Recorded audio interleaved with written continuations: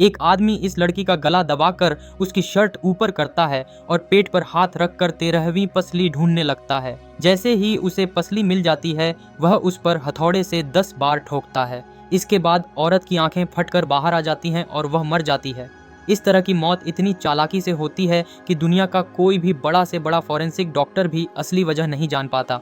कहानी शुरू होती है एक बड़े अफसर की बेटी मिन जिन से। वह सुबह स्कूल गई लेकिन फिर कभी वापस नहीं लौटी। उसकी माँ बहुत परेशान होकर पुलिस को रिपोर्ट करती है, लेकिन मिन जिन पहले भी कई बार घर से भाग चुकी थी और गलत संगत में पाई गई थी, इसीलिए पुलिस ने इस बार मामले को गंभीरता से नहीं लिया। यह बात उसके पिता जोंग चान के लिए राहत की थी, क्योंकि वह जल्द ही चुनाव में खड़ा होने वाला था और उसके विपक्षी नू सांसद की लोकप्रियता काफी ज्यादा थी। ऐसे समय में कोई नकारात्मक खबर उसके लिए मुश्किल खड़ी कर सकती थी, इसलिए जोंग चान चाहता था कि बेटी के गुम होने की बात ज्यादा न फैले। पति की इस बेरुखी से नाराज होकर माँ रोती हुई खुद बेटी को ढूंढने निकल पड़ी, लेकिन पूरी रात बीत जाने के बाद भी मिनजिन का कोई पता नहीं चला। अब जाकर जोंग चान को स्थिति की गंभीरता समझ आई। उसने तुरंत अपने रिलेशन का इस्तेमाल करके मिनजिन के कॉल रिकॉर्ड निकलवाए। उन्हें पता चला कि मिनजिन का एक लड़की चोई मियुक से बहुत संपर्क था। जब माँ ने मियुक को देखा तो चौंक गई। वह लड़की गुमसुम और डरपोक सी थी, उसकी हालत भी गरीबों जैसी थी। माँ को समझ नहीं आया कि उनकी बेटी उसके साथ क्यों घूमती थी। उसी समय मियुक के हाथ में एक टूटा फूटा मोबाइल था और वह बार बार उसका पासवर्ड खोलने की कोशिश कर रही थी। माँ को देखते ही उसने फ़ोन छुपा लिया। मियुक ने बताया कि पिछली रात स्कूल के बाद मिन जिन एक सफ़ेद कार में बैठी थी जिसमें एक आदमी बैठा था, लेकिन बारिश की वजह से वह नंबर प्लेट नहीं देख पाई। पुलिस ने तुरंत सीसीटीवी फुटेज चेक की, लेकिन उस सड़क पर सफ़ेद कार मिली ही नहीं। लेकिन एक काली कार का एक्सीडेंट हुआ था जिसमें एक आदमी मारा गया, यानी मियुक झूठ बोल रही थी। माँ ने उसे फिर से पूछताछ की तो देखा कि उसके हाथ में एक महंगी घड़ी है। मियुक बोली कि उसके पापा ने हाल ही में नौकरी पाई है, इसलिए घड़ी दी, लेकिन उसकी आंखों से झूठ साफ झलक रहा था। माँ को यकीन हो गया कि मियुक और उसके पिता का इस गुमशुदगी से कोई संबंध है। फिर माँ ने मिन जिन का ईमेल चेक किया। वहाँ 50,000 मेल्स थीं। पूरी रात छांटने के बाद एक संदिग्ध मेल आईडी मिली जो हर परीक्षा से पहले मिन जिन को पेपर लीक कर देता था। जब उसने उस नंबर पर फोन किया तो पता चला कि ये उनकी स्कूल की कोरियन भाषा की महिला टीचर थी। माँ हैरान रह गई। तभी टीचर ने अपना मोबाइल दिखाया जिसमें एक वीडियो था। वीडियो में मिन जिन और मियुक गाना गा रही थीं, लेकिन उनके सहपाठियों ने उन्हें चिढ़ाते हुए उन पर आटा फेंक दिया था। टीचर ने कहा कि मिन जिन की हालत बहुत खराब थी, इसलिए उसने ही उसे परीक्षा के प्रश्न पत्र पहले बता दिए ताकि उसे पढ़ाई में थोड़ी बढ़त मिल सके और वह पूरी तरह टूट न जाए। यह सुनकर उसकी माँ शर्मिंदा हो गई और घुटनों पर गिरकर रोने लगी। टीचर से मदद की भीख मांगने लगी, लेकिन टीचर को जितना पता था उसने सब बता दिया। जब यान होंग हर तरफ से बेटी को ढूंढने में लगी थी, उसी समय जोंग चान, उसका पिता, चुनाव के प्रचार में व्यस्त था। वह लोगों को दिखाने के लिए नाले से कचरा उठाकर कैमरे में पोज दे रहा था, लेकिन बेटी की परवाह न करने पर जनता नाराज हो गई और उसकी लोकप्रियता गिरने लगी। उसकी माँ को स्कूल छोड़ना पड़ा। उसने देखा कि जनता मिन जिन की गुमशुदगी में दिलचस्पी ले रही है। तभी जोंग चान ने चालाकी दिखाई। उसने अपनी बेटी के गायब होने की खबर को खूब उछाला और टीवी पर रोते बिलखते भावुक भाषण दिए। उसकी बातों और नकली आंसुओं ने जनता का दिल जीत लिया और उसकी लोकप्रियता फिर से बढ़ गई, यहाँ तक कि वह अपने विरोधी नू सांसद से आगे निकलने लगा। लेकिन यान होंग को शक होने लगा कि क्या उसकी बेटी की गुमशुदगी भी जोंग चान की राजनीति का हिस्सा थी। वह पुलिस के पास गई और केस की फाइलें देखने की कोशिश की, लेकिन पुलिसकर्मी ने मना कर दिया। मजबूर होकर वह एक तांत्रिक औरत के पास गई। उस औरत ने रंग बिरंगे झंडे यान होंग पर रखे और माँ बेटी के दिल का जुड़ाव इस्तेमाल करके मिन जिन की लोकेशन ढूंढने की कोशिश की। फिर उसने मिन जिन की जन्म कुंडली एक नन्हे मरे हुए सुअर के शरीर में डाल दी। तंत्र के हिसाब से सुअर की आत्मा जहाँ जाएगी, मिन जिन वहीं होगी। कुछ देर बाद यान होंग को अचानक बहुत गहरा दर्द महसूस हुआ और उसकी आंखों से आंसू बह निकले। उसने तुरंत पुलिस को जगह बता दी। वहाँ पुलिस कुत्ते ने गंध पकड़ ली और थोड़ी देर बाद एक लड़की की लाश मिली। वह मिन जिन ही थी। उसका पूरा शरीर प्लास्टिक रैप में लिपटा हुआ था, आंखें खुली रह गई थीं और उसकी त्वचा पर चोटों के गहरे निशान थे। कोई नहीं जानता कि उसने मरने से पहले कैसी भयानक यातना सही। अंतिम संस्कार पर जोंग चान कैमरों के सामने जोर जोर से रो रहा था, लेकिन यान होंग चुपचाप उसे देख रही थी, मानो उसके नाटक को पहचान रही हो। अंतिम संस्कार खत्म होते ही उसने तलाक की मांग कर दी। यान होंग के पास ठोस सबूत तो नहीं थे, लेकिन उसका दिल मान रहा था कि बेटी की मौत का संबंध जोंग चान से है। जोंग चान कसम खाकर कहता रहा कि चाहे वह कितना भी स्वार्थी हो, लेकिन अपनी बेटी को नुकसान नहीं पहुंचाएगा। फिर भी राजनीति की गंदी दुनिया में उसे खुद भी शक था कि कहीं मिन जिन की मौत उसकी वजह से तो नहीं हुई और कहीं उसके दुश्मन नू सांसद ने तो उसे नहीं मरवाया। मामले में नया मोड़ आया। एक बुजुर्ग आदमी ने बताया कि जिस रात मिन जिन के साथ हादसा हुआ उसने देखा था कि एक लड़की पूरे खून से लथपथ घबराकर गली में भाग रही थी। उसने यह भी बताया कि उस लड़की के छोटे बाल थे। यह सुनकर यान होंग को तुरंत मियुक का ख्याल आया, क्योंकि उसके छोटे बाल थे और वह आखिरी बार मिन जिन के साथ देखी गई थी। लेकिन जब मियुक ने मिन जिन की मौत की खबर सुनी तो उसके चेहरे पर अजीब सी डरावनी मुस्कान थी। पुलिस ने मियुक के जूतों की जांच की, उसमें सूखा हुआ खून मिला। डीएनए टेस्ट में साबित हुआ कि वह खून मिन जिन का ही था। मियुक ने सफाई दी, ये खून 1 महीने पहले का है, जब एक कार लगभग मिन जिन से टकरा जाती। उसने मिन जिन को बचाने के लिए धक्का दिया, जिससे मिन जिन का घुटना छिल गया और खून उसके जूतों पर लग गया। यान होंग को इस पर यकीन नहीं हुआ, लेकिन फोरेंसिक रिपोर्ट ने दिखाया कि मिन जिन के घुटने पर सचमुच पुराना घाव था जो मियुक की बात से मेल खाता था। पुलिस ने उस बुजुर्ग को फिर बुलाया, लेकिन बारिश और अंधेरे की वजह से वह पक्का नहीं कह पाया कि वह खून से भीगी लड़की मियुक ही थी।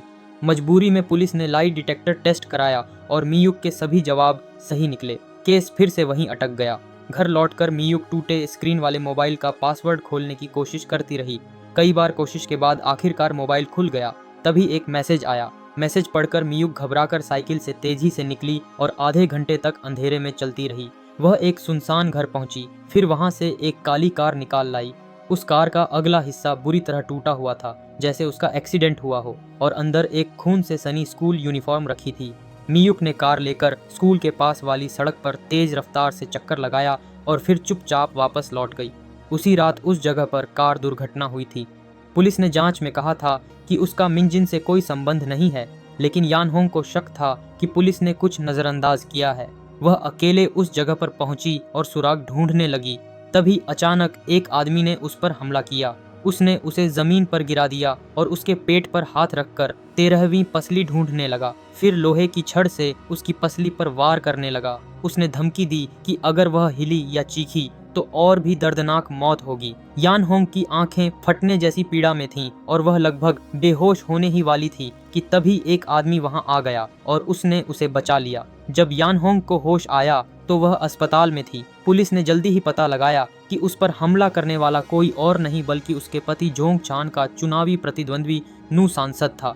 अगर जोंग चान ने पहले से अपने लोग उसकी सुरक्षा के लिए न लगाए होते तो यान होंग शायद बच नहीं पाती। बाद में जोंग चान ने उसे इलेक्ट्रिक गन भी दिया ताकि वह अपना बचाव कर सके। जोंग चान की यह चिंता देखकर पति पत्नी के बीच बेटी की मौत से बनी दूरी थोड़ी कम हो गई, लेकिन बेटी को खोने का गम यान होंग के दिल से मिट नहीं रहा था। वह बार बार मिन जिन का गाना गाने वाला वीडियो देखती रहती। तभी उसने नोटिस किया कि जब सब लोग मिन जिन पर आटा फेंककर मजाक उड़ा रहे थे तो भीड़ में एक मोटी लड़की मंच पर कुछ गहरी नजर से घूर रही थी। मियुक ने उसी तरीके से जैसे मिन जिन को कार से कुचला गया था उस आदमी को बार बार गाड़ी चढ़ाकर मार डाला। फिर उसने उसका मोबाइल और जमीन पर पड़ी काली प्लास्टिक उठाई और लाश को कार में डालकर तुरंत वहां से भाग गई। थोड़ी देर बाद एक और गाड़ी वहां से गुजरी और उस मरे हुए आदमी पर चढ़ गई, जिससे पहले के सब सबूत मिट गए। पुलिस को लगा कि उस आदमी को बाद वाली गाड़ी ने ही मारा है।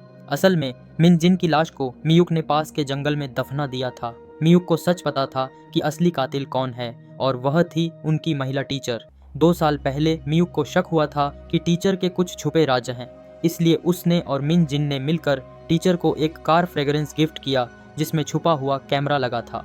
कैमरे में जो वीडियो रिकॉर्ड हुआ उसमें जो आदमी दिखा वह और कोई नहीं बल्कि मिन जिन का पिता जोंग चान था। जोंग चान एक युवा उच्च अधिकारी, अक्सर स्कूल आता था और टीचर उस पर फिदा हो गई थी। मिन जिन नहीं चाहती थी कि उसकी माँ का दिल टूटे, इसलिए उसने टीचर को उस वीडियो से धमकाया कि वह बाज आए और बदले में परीक्षा के पेपर लीक करे ताकि मिन जिन अच्छे नंबर ला सके और माँ को गर्व महसूस हो। टीचर ने पेपर तो दिए, लेकिन अचानक उसने ऐलान कर दिया कि वह जोंग चान के बच्चे की माँ बनने वाली है और अब उसकी जिंदगी बदल जाएगी। यह सुनकर मिन जिन गुस्से से आग बबूला हो गई। मिन जिन जल्द ही विदेश पढ़ने जाने वाली थी, इसलिए वह माँ की रक्षा नहीं कर पाएगी और मियुक भी गरीबी में परेशान थी। इसीलिए मिन जिन ने टीचर को ब्लैकमेल करके 1 करोड़ रुपए मांग लिए ताकि उसे अपने गुनाह की कीमत चुकानी पड़े। लेकिन जैसे ही मिन जिन को पैसे मिले उसी वक्त उसे गाड़ी से कुचल दिया गया। टीचर का समझौता दिखावा था, उसका असली मकसद था मिन जिन को हमेशा के लिए खामोश करना। यान होंग ने मियुक के टूटे फोन में देखकर असली सुपारी देने वाले का नंबर पा लिया, लेकिन उसने टीचर का सामना नहीं किया बल्कि उस कॉन्ट्रैक्टर को मैसेज करके कहा कि वह बाहर वाली सड़क जहां मिन जिन मरी थी वहां पर मिले, ताकि वह उसे सबूत के फोटो दे सके। कॉन्ट्रैक्टर तो वैसे भी कातिल की खबर का इंतजार कर रहा था, इसलिए तुरंत मान गया। उधर उसी दिन चुनाव का नतीजा आने वाला था। यान होंग ने हिम्मत रखते हुए जोंग चान के लिए शानदार डिनर बनाया, उसे जीत की बधाई दी और उसके साथ मंच पर जाकर जनता के सामने मुस्कुराते हुए खड़ी हुई। लेकिन उसकी आंखों में ठंडापन और नफरत थी, क्योंकि अब उसे सच पता था, बेटी को मारने वाला विपक्षी नेता नहीं था, उसकी पसलियां भी उसने नहीं तुड़वाई थीं। असल गुनहगार था खुद उसका पति जोंग चान। उसने चालाकी से हालात और मीडिया का इस्तेमाल करके जनता को यकीन दिला दिया कि ये सब उसके विरोधी सांसद ने किया, ताकि वह चुनाव जीत सके। जगह पर पहुंचते ही यान होंग ने जैसे ही उस रहस्यमयी किराए पर देने वाले मालिक के पास गई, तुरंत इलेक्ट्रिक स्टिक से उसे बेहोश कर दिया। असल में वो रहस्यमयी किराएदार कोई और नहीं बल्कि जोंगचान ही था। असल कहानी यह थी कि जब टीचर को मिन जेन ने वीडियो के जरिए ब्लैकमेल किया, तो टीचर ने सोचा कि अगर मिनजेन जिंदा रही तो उसके बच्चे की जगह खतरे में पड़ जाएगी। इसलिए उसने मिनजेन की पहचान छुपाकर आंसुओं के साथ जोंगचान से झूठ बोला कि कोई चालाक लड़की ने उनका वीडियो रिकॉर्ड कर लिया है और अब उसे खत्म करना जरूरी है। उस समय चुनाव चल रहे थे, इसलिए जोंगचान को इस बात का खुलासा होने से डर था। उसने तुरंत हत्यारे को पैसे देकर उस लड़की को गाड़ी से कुचलने का आदेश दिया। दूसरे के बच्चे को मरवाने में जोंगचान को जरा भी अपराध बोध नहीं था, लेकिन हत्यारे का फोन मियू उठा ले गई थी। इस वजह से जोंगचान को कभी पता ही नहीं चला कि जिस रात मारी गई लड़की असल में उसकी खुद की बेटी थी। यान होंग ने फिर जोंगचान को प्लास्टिक रैप से कसकर बांधा और मिनजेन की मौत की तस्वीर उसके सामने रख दी। अपनी बेटी की लाश देखकर जोंगचान दर्द से चिल्लाने लगा। फिर यान होंग ने डंडा उठाकर उसे बेरहमी से पीटना शुरू कर दिया, लेकिन मारते मारते उसके दिल में नफरत खुद पर भी होने लगी, क्योंकि उसने जोंगचान से शादी सिर्फ इसलिए की थी कि वो निर्दयी और चालाक है, और ऐसी ही इंसान राजनीति में सफल होता है। उसे उम्मीद थी कि ऐसा पति उसे रुतबा और ऊंचा जीवन देगा, लेकिन उसने अब समझा कि ऐसा इंसान कभी भरोसेमंद नहीं हो सकता। आज भले वो किसी और पर वार कर रहा हो, पर कल वही वार तुम्हारे ऊपर भी आ सकता है। यान होंग को ये सबक बहुत देर से समझ आया। थककर उसने जोंगचान के सिर पर प्लास्टिक बैग डाल दिया और टेप से उसकी गर्दन कस दी। जोंगचान की सांसें कमजोर होने लगीं, लेकिन उसी वक्त यान होंग ने बैग फाड़ दिया। उसने अपनी बेटी खो दी थी, इसलिए वो चाहती थी कि जोंगचान भी उसी तरह तड़पे और तकलीफ सहे। असल में यान होंग का सपना था कि जोंगचान चुनाव जीतकर बड़ा नेता बने और वो फर्स्ट लेडी बने। उनका रिश्ता पति पत्नी का नहीं था, बल्कि एक राजनीतिक साझेदारी थी। लेकिन जब ये सब उसकी बेटी की मौत की नींव पर टिका हो, तो सब कुछ बेमानी और दर्दनाक लगने लगा। जिंदगी कभी पूरी नहीं होती, कुछ पाने के लिए कुछ खोना पड़ता है। आखिर में यान होंग ने जोंगचान और टीचर का गुप्त वीडियो निकाल लिया, और इसी के साथ यह कहानी यहीं पर खत्म हो जाती है। ऐसी ही कहानियाँ देखने के लिए चैनल को सब्सक्राइब करें। धन्यवाद।